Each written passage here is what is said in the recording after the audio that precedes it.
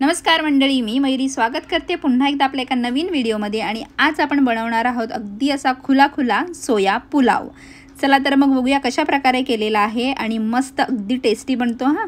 तर चला व्हिडिओला सुरुवात करूया। तर सुरुवातीला एका टोपामध्ये मी पाणी गरम करत ठेवलेलं आहे आणि त्यामध्ये 1 चमच एवढं मीठ टाकलेलं आहे आणि सोबतच हे सोया चंक्स टाकलेले आहेत। पाण्याला उकळी आली की गॅस बंद करायचे आणि हे पाण्यामध्ये असेच ठेवायचे आहेत, ते चांगले फुलतील। नेक्स्ट प्रोसेस बघूया, तोपर्यंत हे पाण्यामध्ये असेच राहू दे। तर नेक्स्ट प्रोसेससाठी आपल्याला इथे बासमती तांदूळ घेतलेले आहेत। 2 कप किंवा 2 वाटी एवढे मी तांदूळ घेतलेले आहेत, बासमती तांदूळ आहेत। याला आपण 2-3 वेळा स्वच्छ पाण्याने धुवून घेऊया आणि त्यानंतर हे आपण भिजत ठेवणार आहोत। आपण पुलावसाठी लागणारे जे सगळं साहित्य आहेत, भाज्या वगैरे ते कापून घेऊ, तोपर्यंत हे तांदूळ आपले चांगले भिजले जातील। तर इथे हे मी 2 वेळा स्वच्छ धुवून घेतले आहेत आणि यामध्ये पाणी टाकून आपण हे भिजत ठेवूया। तांदूळ भिजतात एका साईडला, इथे माझ्या भाज्यासुद्धा कापून झालेल्या आहेत। तर इथे मी कांदा घेतलेला आहे, फ्लावर, शिमला मिरची, गाजर, वाटाणे, टोमॅटो घेतलेला आहे आणि फरसबी घेतलेली आहे। आणि इथे आपले सोया चंक्ससुद्धा पाणी मी याचं काढून घेतलेलं आहे आणि अशा प्रकारे दाबून त्यातलं सगळं पाणी जे आहे ते काढून घ्यायचं आहे। आता सगळं साहित्य आपलं रेडी आहे। आता आपण पटकन फोडणी देऊन घेऊया। तर त्यासाठी आपण हा भात जो आहे तो कढईत बनवणार आहोत, कुकरमध्ये नाही बनवला आहे मी हा। तर त्यासाठी यामध्ये मी 2 चमच एवढं तूप या कढईमध्ये घेतलेलं आहे।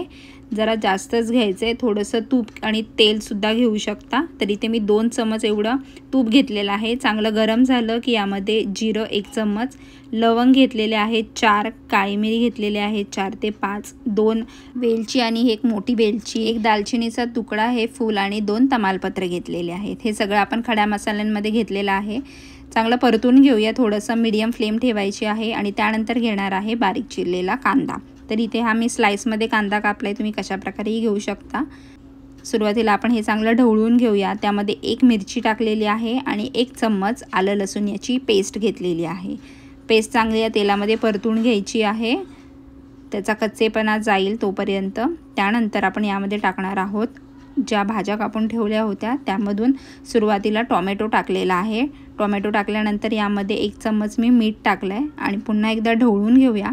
हा टोमॅटो थोडासा नरम झाला की त्यामध्ये आपण बाकीच्या भाज्या टाकून घेऊया। गॅसचा फ्लेम मीडियम ठेवायचा आणि आपण ज्या भाज्या कापल्या होत्या त्या सगळ्या यामध्ये मी ॲड करून घेते। त्यानंतर हे ढवळून घेऊया चांगलं आणि सगळं मिक्स करून घेऊया आणि त्यानंतर हे भिजवलेले सोयाबीन यामध्ये ॲड करणार आहोत।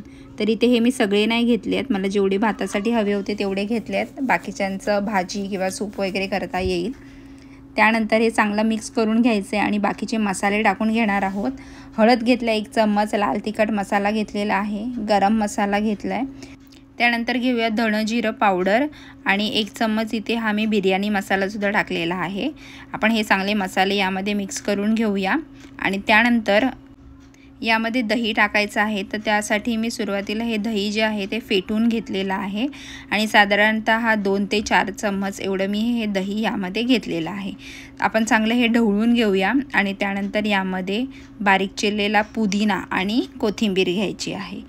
पुन्हा एकदा याला आपण ढवळून घेऊया आणि त्यानंतर यामध्ये आपला भिजत ठेवलेला जो तांदूळ आहे तो टाकायचा आहे।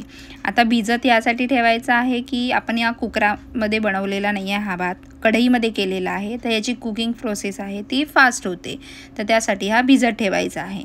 आता आपण यामध्ये जे पाणी घेणार आहे त्याचंही प्रमाण अचूक लागतं। इथे मी 2 कप तांदूळ घेतलेले आहेत, तर इथे मी 3.5 किंवा 4 एवढं कप आपण पाणी घेणार आहोत। जेवढा तांदूळ त्याच्या दुप्पट आपल्याला पाणी लागणार जर कढईमध्ये बनवत असाल तर। ढवळून घेऊया, थोडंसं चाखून बघायचं आहे या स्टेजला, कारण आपण मीठ यामध्ये कमी टाकलेलं होतं जेव्हा टोमॅटो टाकला होता तेव्हाच।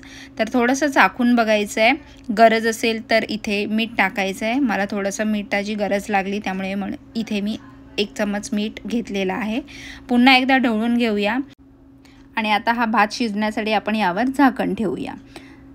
आता आपण इथे झाकण ठेवल्यानंतर मी थोडंसं उघडून बघेन 1-5 मिनिटानंतर, तर तुम्ही बघाल तर वरून सुकलाय पण खाली तुम्हाला पाणी दिसत असेल, अजून उकळी पाण्याला आहे, म्हणजे पाणी आहे यामध्ये। तर थोडासा एक दाणा मी काढून बघते आणि थोडंसं त्याला चिरडून बघते, तर तो थोडासा मला कच्चा वाटतोय, त्यामुळे पुन्हा एकदा मी यावर झाकण ठेवलं होतं आणि आता बघाल तर पूर्णपणे भात सुकलेला आहे। आणि आता आपण लो फ्लेम करायचं आहे किंवा गॅस बंद केला तरी चालेल आणि झाकून तसाच ठेवायचं आहे. म्हणजे याच्यामध्ये जी गरम वाफ आहे त्याने भात अजून चांगला शिजेल आणि जर पाणी असेल तर ते सुद्धा संपून जाईल. तर तुम्ही बघू शकता इथे कशा प्रकारे परफेक्ट भात झालेला आहे. आपला कढईमध्ये बनवलेला आहे, जास्त शिजला नाही आहे किंवा कच्चासुद्धा राहिलेला नाही आहे, अगदी परफेक्ट बनतो. जेवढं तांदूळ घेतलेलं आहे त्याच्या दुप्पट पाणी घ्यायचं आहे, बस एवढंच लक्षात ठेवायचं आहे. आणि नक्की ट्राय करून बघा. आणि व्हिडिओ जर आवडली असेल तर व्हिडिओला लाईक करा. चॅनलवर नवीन असाल तर नक्की सबस्क्राईब करून जा आणि अशाच व्हिडिओ बघत राहा. भेटूया पुढच्या व्हिडिओमध्ये, तोपर्यंत बाय.